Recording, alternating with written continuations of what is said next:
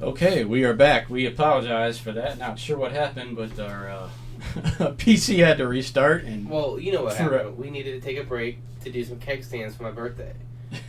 So it's not always about the show; it's about me. Right. So it's my day, and I'll keg stand if I want to. So, but and of course, while we were off the air doing our keg stands, our special guest called in. Yeah, Felix called while we were out, so he should be calling back in a minute. Of all times for this to happen, but what were we talking about before that? Do you remember? I don't even remember. I don't remember. NBA playoffs, I think. Was it the playoffs? That got me all flustered. What was it, Drummond and Gobert and stuff like that? Yeah. So you hear about the Steve Nash hire? Yeah, I heard. I got some stuff. We're gonna talk about that once. Yeah. When we get to the NBA, because I got a couple questions for you and to the viewers if they want to answer them. Sure. If they feel frisky. Frisky. Is this gonna be controversial, Mike? It could be. Could be. Not for me. I don't think so. But no. There's some people out there that are. He's pretty highly thought of. He's known. They had a good relationship with Kyrie and Durant, so they. Oh yeah, and I don't mind the hiring. I don't. Yeah. He's never been a head coach before. And that's what I'm saying. Like I don't want to give anything away. Yet, yeah, I got you. But yeah, but I'm not. It's not that I'm against it. I'm not against it. Right. His basketball IQ.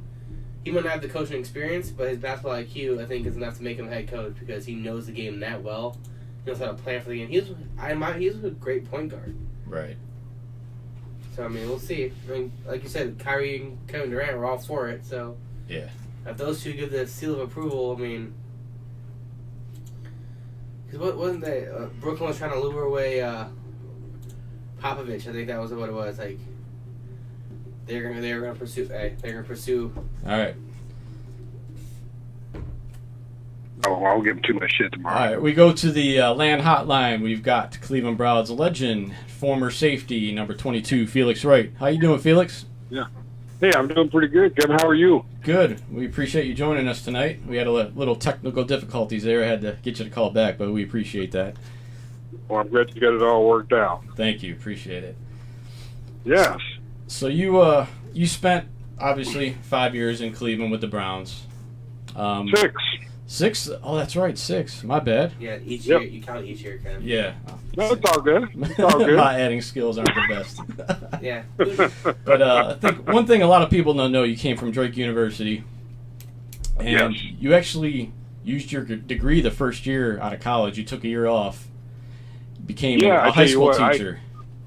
Yes. I not the route I wanted to take, but I had no choice in it. Actually, grew up in a small town of about 12,000 people, Carthage, Missouri, and got offered a scholarship to come up to Drake University in Des Moines, Iowa, which is about 6 hours away, and enjoyed my time in Des Moines. In fact, I go back a couple times a year. Got a good buddy that I come and see all the time, and one of the some of the 4 best years in my life, and graduated with a education degree and a coaching degree, and never thought I was going to use it because I thought I was maybe going to have an opportunity to go play some ball somewhere, and didn't get an opportunity, and actually went back and relied on my education and got a teaching job. Went back and taught school, and I always use this story when I go out and speak to students about it. Hey, you just never know, what lies ahead for you. Right. So, you get that free education, you got to take advantage of it. So I went home and taught school for a year and stayed in pretty good shape and got an opportunity halfway through my school year to go work out for a couple of different teams. And the crazy thing is that the workout, on those 2 teams that gave me an offer on the same day, so I had to make a decision on which one to go to. I was either go to Detroit or Houston, and I chose Houston because it was closer, and I was on that teacher's salary at the time. Okay. So I chose the cheaper route and went down there and worked out, and it picked me up, the same day I worked out, which worked out real well. They had about 600 people down there working out, and they picked 3, and I was one of the 3. Wow. And probably had my best football training camp in history. He still didn't make the team, which was kind of strange. Wow, that's crazy. And the coach, my defensive back coach down there was named Kenny Houston. He's a Hall of Famer safety. Okay, yeah. And he told me, he said, Felix, I didn't have any say-so in this decision. If it was my decision, you'd still be here with us. And he said, I promise you stick with it. You're gonna be playing in this league. But at the time, I just I was a little bit bent out of shape because you couldn't see out in the future. Right. But as soon as I got home, the Hamilton Tiger Cats called me up and said, hey, we saw you in training camp. You can come up play for us right now. I didn't know anything about the Canadian Football League at the time, and I just decided, well, I resigned from my coaching job, so I didn't really have a job, so I might as well go up there and check it out. Right. Had a great time up there. And went right into the lineup, and they signed me to another 2-year deal, and actually became an all-pro player up there, which gave me an opportunity to get some tryouts back in the league, and that's how Marty Schottenheimer and the Browns came and got me and signed me up, and that's how it all began. That's awesome. Yeah. Mm-hmm. So, you had 4 seasons in Cleveland where you made the playoffs. 5 seasons, my bad. There's that math. Yes. All good. So you played through, obviously, a couple devastating losses with the drive and the fumble. Yes. And then another loss to Denver. So be honest, how much animosity did you have towards John Elway? Well, it was hard to dislike him. Because every year he would invite us to his golf tournament every year. Okay, that's cool. Me, Ozzy, Hanford, and Minifield, we used to go to his golf tournament. So, as bad as the people really don't like Elway, it still wasn't as bad as the Steeler rivalry we had back in the day because the Steelers was the worst, and so Elway, although he was in the AFC, and everybody made fun of him, but he was a guy that that was a great athlete that could have played baseball, right? Chose football, and it's just one of those deals where they just kind of had our number, and we really felt that we had a better team. And we thought that we had probably won maybe 1 or 2 of those Super Bowls, maybe all 3. Yeah, I agree. But the thing is that you got some teams that got your number, and they were one of those teams that just had our number, and we just couldn't pull through for whatever reason it was. So on paper, I think we were a better team. We had a little more talent, but they got the job done when it counted. So you played with a couple really special defensive backs in Hanford Dixon and Frank Minifield. How special was it playing with 2 guys like that in the same defensive backfield? Well, those are 2 great corners, and actually I think they should be ranked up, with the top bump and run corners in history. Right. They made my job a lot easier because they were students of the game, and actually they probably helped me further my game as far as just knowing the game and understanding the game and how it works. They knew every down, every situation that they would come in and they would play it perfectly. And they loved taking a lot of chances, and I had to make sure that they had confidence in me that I was going to take care of them if they went out and took a chance and maybe jumped a route that they anticipated, and I was there for them. So they actually made my job a lot easier and allowed me to be able to roam back there and be able to come up and support if it was a run. But also to, if they were going to take a shot, they'd let me know. I'd stay back and help them. But they put me in position to where, I was able to make plays and to lead the NFL in interceptions in 1989. Right. Really, it was because of those 2 guys. Now, you led the league in interceptions, but you got snubbed as a Pro Bowler that year. Yeah, can you believe that? I know. You definitely deserved it. Yeah, I don't understand it. The excuse they gave me was that you can't really take 3 guys from the same team. And I'm like, why not? Really? If they're the 3 best. Have you ever seen the Patriots? Wow. And that's crazy. It was pretty crazy, man. So it just kind of worked out that way. I got kind of screwed. So, right. But I got a Mackey Award, which was kind of cool. But I would have loved to have made it to a Pro Bowl, because then I can say I've pretty much made it to everything, the Pro Bowl, and made it to the playoffs at every level except the Super Bowl. But it was a good career, and we, not too many of us made it to the big one. I think Ernest Biner and I think Bernie Kosar went on from those teams to go on and win a Super Bowl. Right. So that was kind of cool. I wish we'd all got an opportunity to at least play in one. I think it would have made a difference of Hanford and Minifield getting into the Hall of Fame. Yeah. And I think that was, but maybe possibly Clay Matthews as well. Right. One other special thing that happened, and it was your rookie year in '85, seeing Ernest Spiner and Kevin Mack both rush for 1,000 yards in the same season. That definitely was pretty special. It's only happened 5 other times actually. They're special backs, and when you have 2 backs like that, you can't key in on one because the other one's just as dangerous. Right. And then we had, we were strong at every position back then. We had a great offensive line. Right. And obviously, you got to have a great offensive line if you're going to produce with your running backs. And we had 2,000-yard rushers, and then we had Slaughter, Langhorne, Brian Brennan, Ozzie Newsome. You could find much better. Right, that was a special. And then on defense, we had Pro Bowlers in Minifield and Dixon and Clay Matthews and Chip Banks and Bob Golick. We were loaded there with personnel. So, and it's funny because I kind of look at that team that we have now for the Browns. We're really talented. So now we just got to go out and produce and win some games and do what we're supposed to do. Right. Mm-hmm. All right, that's a good segue. I was waiting for a little current events because I'm a diehard football fan, but not a Cleveland fan. First off. Yeah, he's a Titan fan. I root for the Browns because I'm from Cleveland, but when they're playing the Titans, it's no mercy. Okay. No mercy. But hey, that's neither here nor there. Them Titans are pretty good, and they're well coached, and I think that makes a big difference. They got a really good coach, and I don't think anybody anticipated them going as far as they did last year in the playoffs. No, actually, I thought they were possibly might be going all the way, but Kansas City, they're pretty good. Yeah. That Mahomes dude's a freak.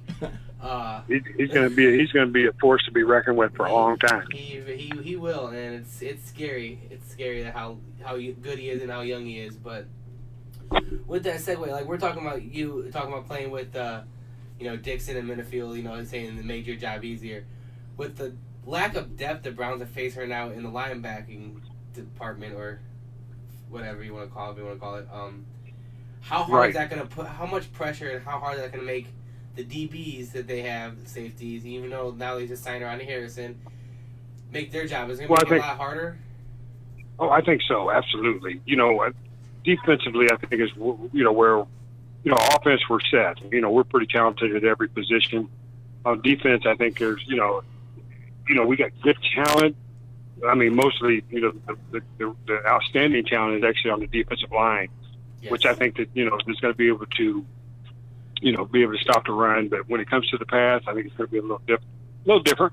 Because, we got young guys back there. Denzel Ward's, I think, he's going to be the senior member back there, and he's going into his 3rd year. Yes. And he has issues with his staying healthy. And then Greedy Williams, we got to work on him on his coverage and his tackling. And Delphin went down, so I guess we traded for a ball player today that, that wasn't going to. He's been a 2-year starter, played at the University of Alabama. So, we'll see what happens there. But we're going to be young at the linebacker and the safety position, which is going to be tough. It's going to be exciting to see.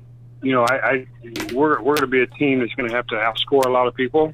Yes. And hopefully defense will come around eventually and beat them. And that's kind of the way with the Kansas City Chiefs. They would in a lot of the games they won, they outscored people. Yep. So if Baker and the boys on offense can score some points, I think your best defense is your offense, and hopefully.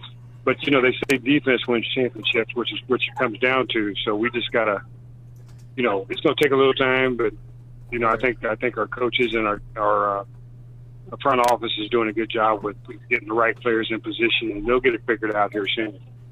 Yeah, so me and Kevin have had a difference in opinions. He says 9-7 or better. It's is what this Browns team needs to have, or it's a disappointing year.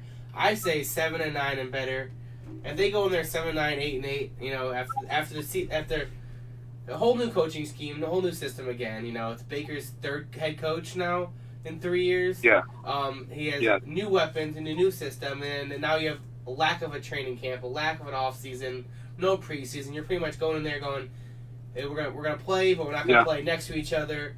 Hope you guys make it out here. That's pretty much how let's just do this all on paper via video.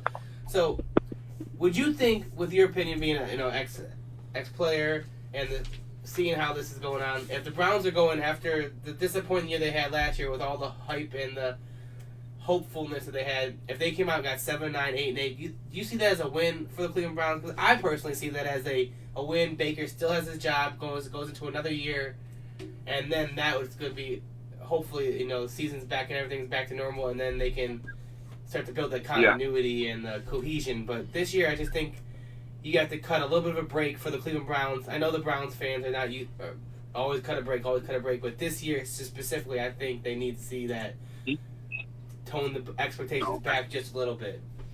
Do you feel the same way? Right. Well, I think. I think this is a make or break year for Baker.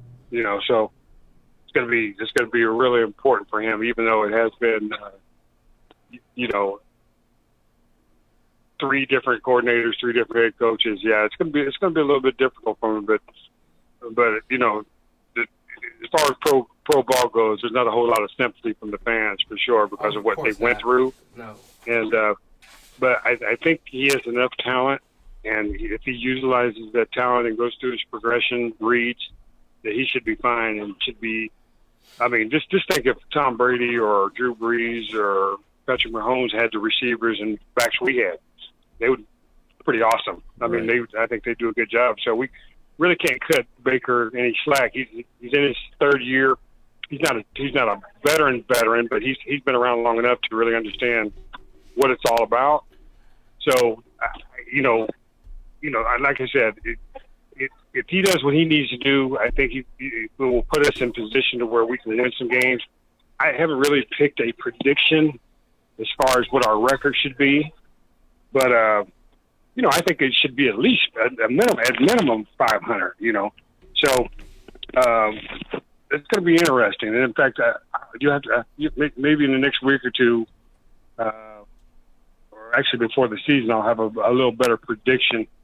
But like I said, it is going to be a lot different this season because of the COVID and no training camp, no games. It's really crazy. Right. Yeah. So speaking of the whole COVID thing, we still don't know how many fans, if any, were going to be allowed to any of the games. You obviously played in front of huge crowds at Municipal Stadium back in the day. How much of an impact do the fans have on players? Well, I think when you got home, when you have home field advantage is really important, and I think you can tell that in the NBA playoffs, right? Because you got teams winning games that probably wouldn't normally win if they were in their opponent's house. So I think it makes a big difference. In fact, we used to feed off our fans a ton. I mean, we used to have 100 or 80,000 people at our games, right? And we played. Not that we played better, but it just gives you a lot more energy when you're playing at home, and it's I think it makes a big difference with the fans being in there, and actually it neutralizes the team. So if you have better talent, you should win. So we have a lot better talent than a lot of the other teams out there. So that means that we should win. So which would probably put more pressure, on Baker and the coaching staff. Right. So. Yeah. We appreciate your insight on the Browns. So before we let you go, buddy, Yeah. What's Felix Wright up to these days? I know you started a business after your football playing days called Sports Trust in Westlake. Are you still involved with that? Yeah.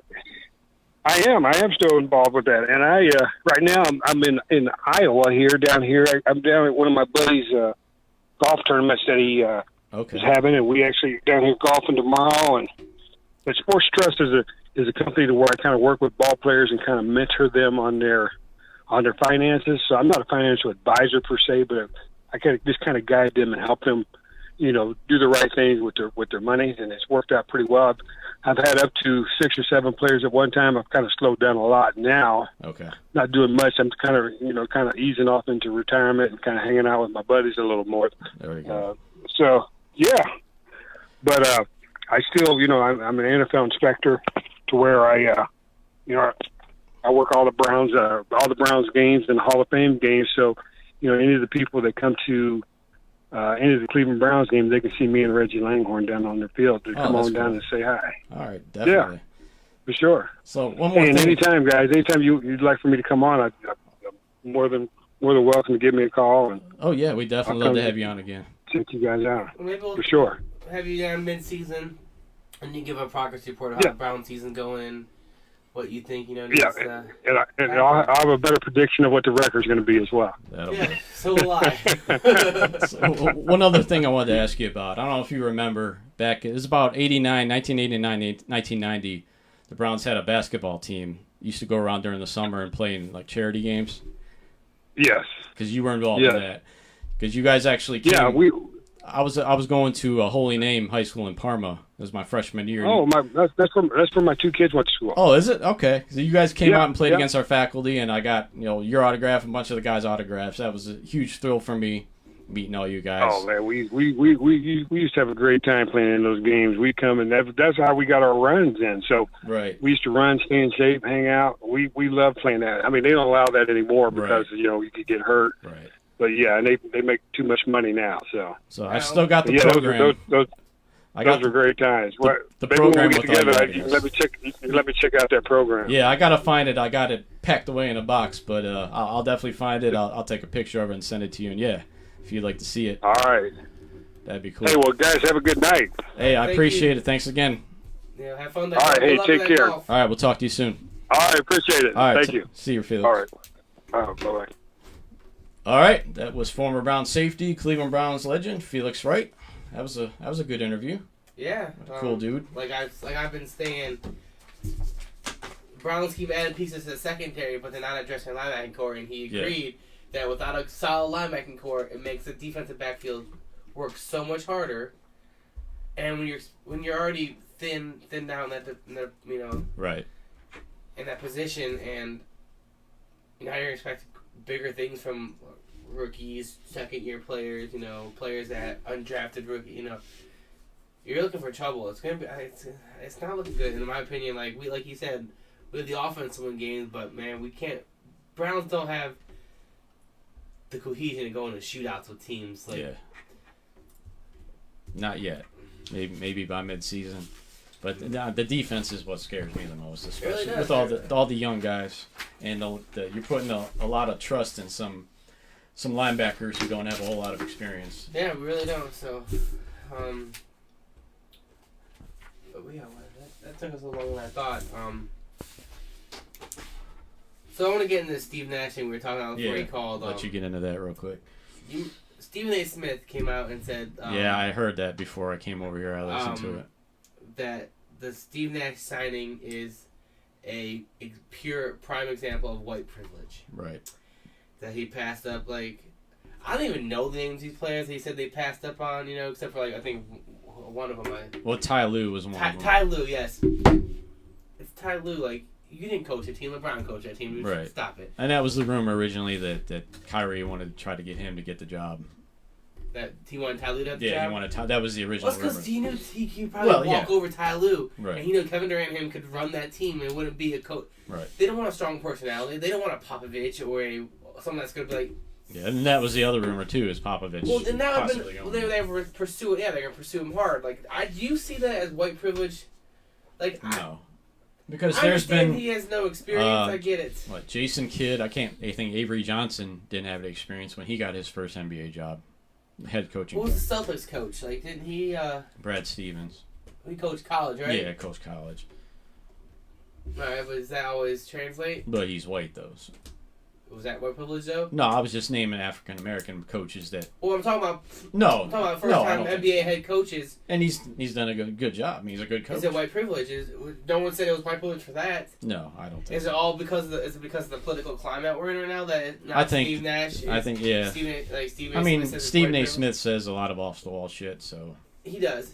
Like, I don't really pay attention to a lot of what he says. I look at it as Steve. Like, I don't care who. Like, I mean, if Steve Nash has a very high basketball IQ, all right, you may not have coached before, but if you know the game as well as Steve Nash knows the game, right, you're gonna be able to translate into coaching a lot easier than someone else that that might have just been in the executive ranks, Yeah. and just been like an assistant here, assistant there, not fully. I think you're better off than that guy. And they actually did what the Cavaliers did with J.B. Bickerstaff, because Jock Vaughn was the interim coach last year, and they made him the top assistant, highest paid assistant coach in the NBA. So if something happens and things go south with Steve Nash, they can put him. Well, when you have Kyrie Irving and Kevin Durant both backing the Steve Nash hire, how is that an issue? Like, right. It's not like they just they both wanted Ty Lue. Yeah, it'd be different Steve if Nash. Yeah, they both wanted Lue and then got pissed off because Nash was hired over Lue. No, they both wanted. They both have a strong relationship with Steve Nash. So I mean. Yeah, but I did hear that. And I just thought that was funny. I was like, wow, guy, really? Yeah, that was that. But like, that's just Stephen A. being Stephen A. He's Canadian. Right. He's not even a white American. Like, he's white Canadian. Right. They're like the nice white people, apparently. I guess. Like, I don't know. Like, I don't know. But, like, before I guess let's run down this Indians trade for the rest of the show. Oh, yeah, we can talk about Indians. And, well, we'll talk a little bit how they're doing right now in first place. Over the White Sox, man. White Sox are sitting there, like, before last night's win, White Sox are in first place. Yeah, it's going back and forth now. Dude, I was surprised the White Sox. Like, we knew they were going to be better. Yeah. But I didn't think they were going to be like... They got talent. I mean, they're good. I didn't think it's good, but... Franmil Reyes in the Kansas City series, 10 for 13, 5 singles, 4 doubles, a home run. He's now batting .336. Yeah. He's the best hitter on the team right now. And then Tyler Naquin, he's finally staying healthy, and is tearing the cover out. 284. Provided all 5 runs. 5 RBIs last night, 2 home runs. Yep. Like, he's sitting, 284. Lindor's finally coming around. He's sitting 283. So if these guys start hitting, I mean, the pitching. Tristan McKenzie, another solid outing. 6 innings, 3 hits, no runs. I want to see. I texted you last night. Like, this dude has some stuff. It could be legit. I want to see one more solid outing, like his first start and last night's start. Yeah. If we can get one more like that, okay. But if it goes like his second start, yeah. We're gonna need to. His second start wasn't terrible. He was just his control wasn't there, and he threw a lot of pitches. He was at an 85 pitch count, and he reached that after 4 innings. So he wanted to come back out for that 5th to try to get the win, obviously. But they're not going to take any chances with a young arm. But I want to see. I want to see one more start. I want to see him perform like he did last night. Yeah. If he does last night, it doesn't even have to have. I don't need to see massive amounts of strikeouts. I don't need to see big strikeout numbers. Right. Right. If you give me 3 or 4 strikeouts, but you go in the 7 innings with 1 hit, no walks, and your control, you don't need to see like how many. They were saying like last night. They said they had 2 great defensive plays to help get him out of innings.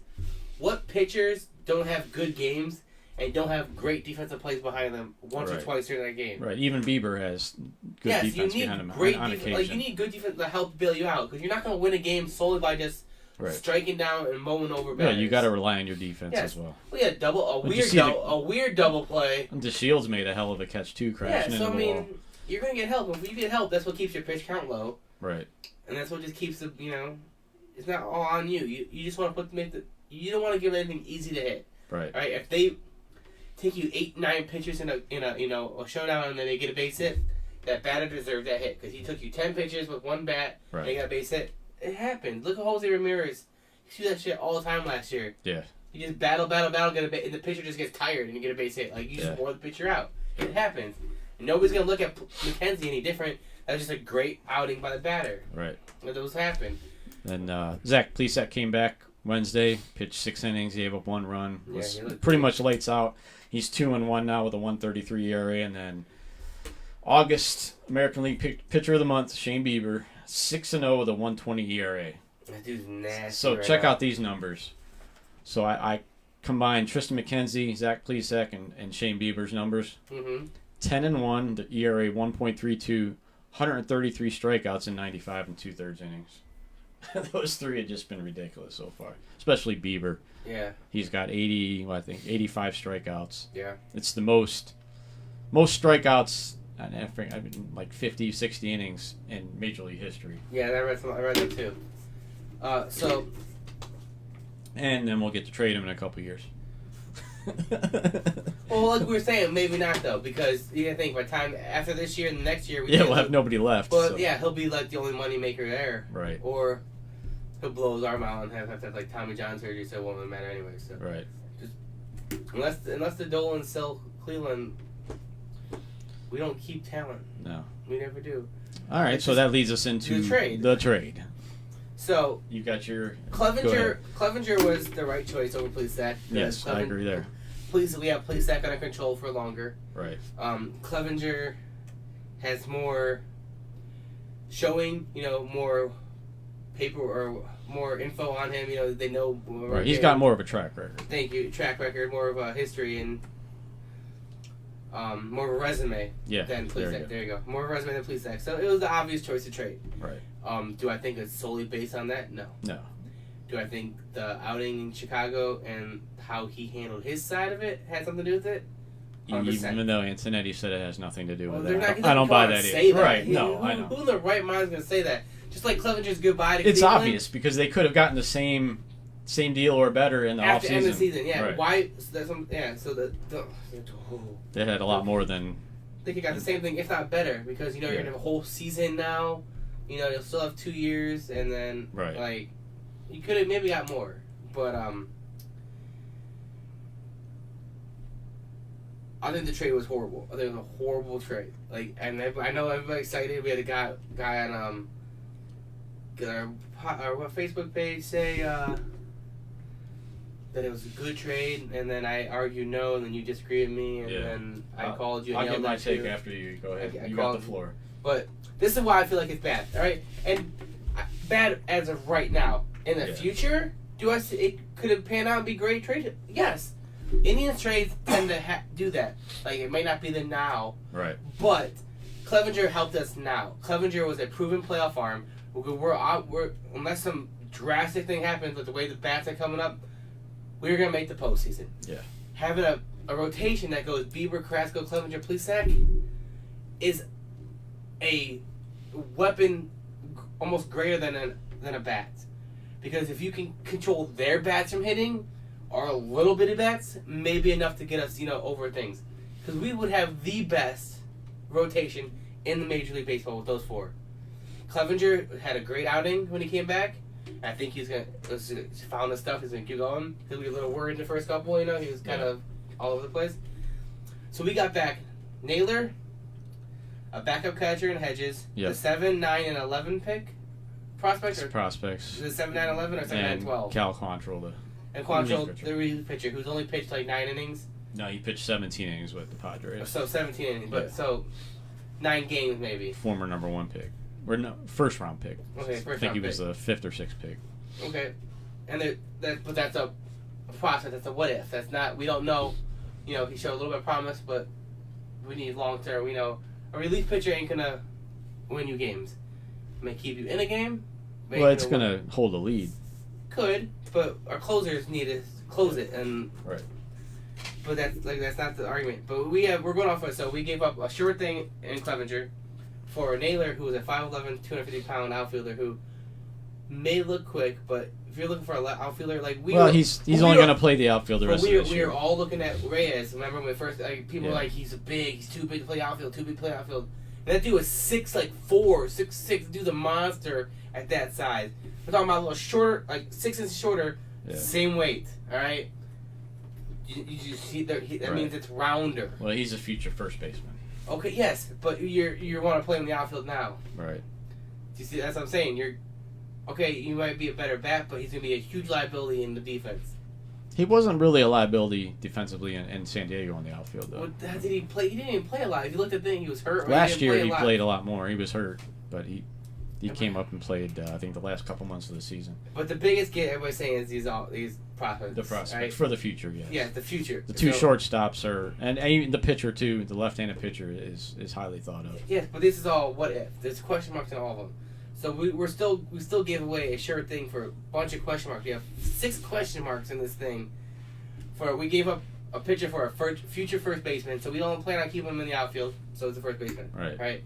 Okay, fine, whatever. And then Ray's in the outfield. But look, what if these prospects don't pan out? Right? We're going off of last year's stats because there's no minor league there. How much are they going to regress with not a full minor league system? Are they going to get worse? What's going to happen? Are they going to now lead to injuries because they're not in full baseball shape? This is the question we're asking. Like, why, if we could have gave up the same thing and got almost the same package at the end of the season, why do we have to jump on it now? Was it a power play? Well, like you said, a lot of it had to do with what happened in Chicago. And him lying to the... So, why couldn't you just wait until the end of the season? Maybe they're not disclosing. There's a lot of players on the team that didn't want to play with them anymore. Yeah, but a couple of those players aren't shit. But you don't know. It could have been Lindor for all we know. Well, he's they're not gone gonna come anyways. Out and say, right. Who cares if he's happy? They're trading him at the end of season 2. They didn't want to disrupt the clubhouse. I understand that part. But I think the trade, this is the reality of Dolan ownership. They were not going to add payroll. Chris Antonetti was on record a week ago saying we were already losing money before COVID. Now, that amplifies it even more. I highly doubt that, but okay. They're going to look for controllable young players that are borderline major league ready, like Josh Naylor, who they can plug in and hopefully live up to their potential. And then prospects keep loading up on. But there was other teams available that were trade that you could.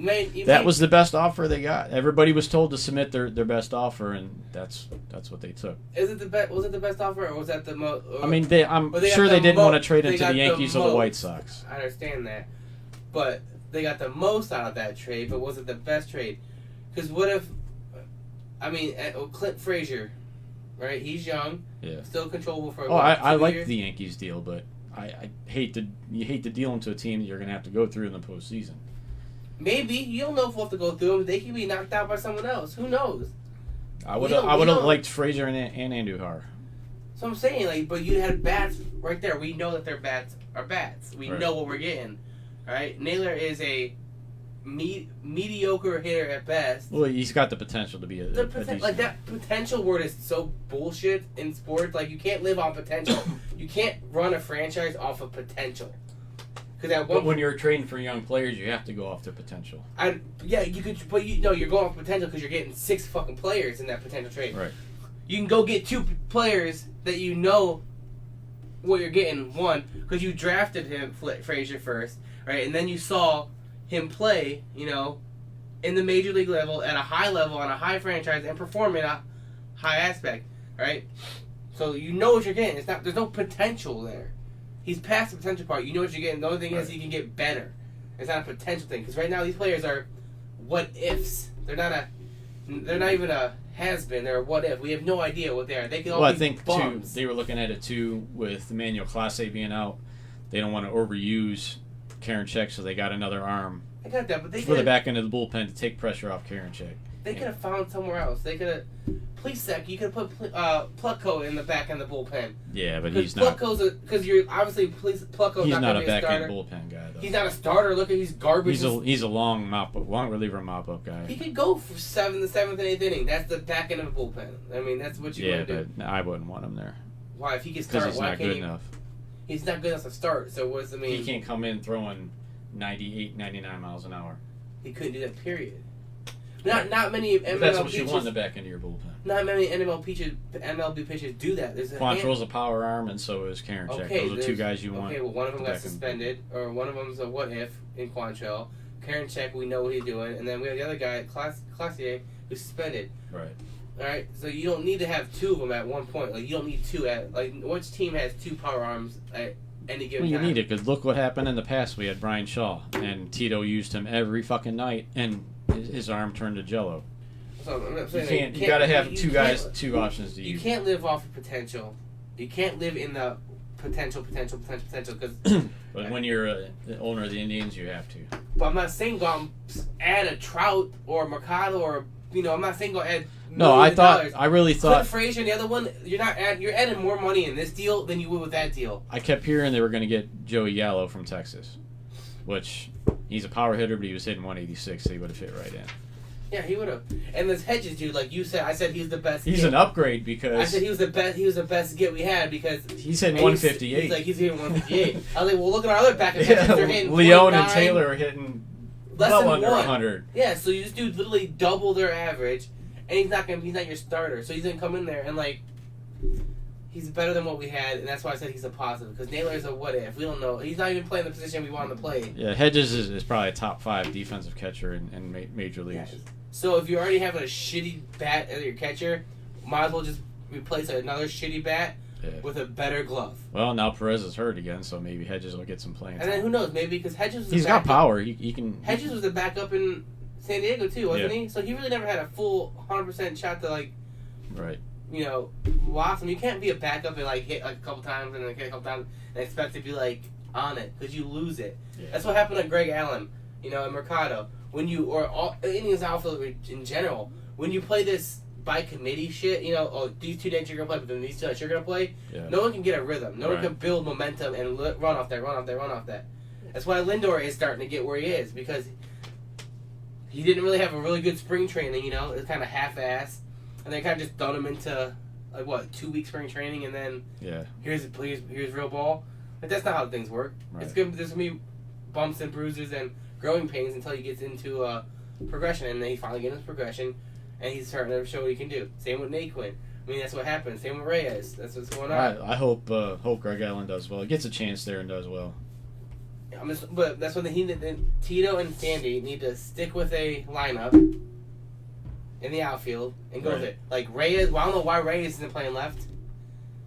Put Reyes in left and Naylor at DH if you want Naylor to start so bad. I don't know why he's not playing the outfield, to be honest. He slimmed down like what you want him to do, and now you just want to do him DH. It's not how this works. Clevinger's first start, he's pitched 6 innings, giving up 7 hits and 2 runs.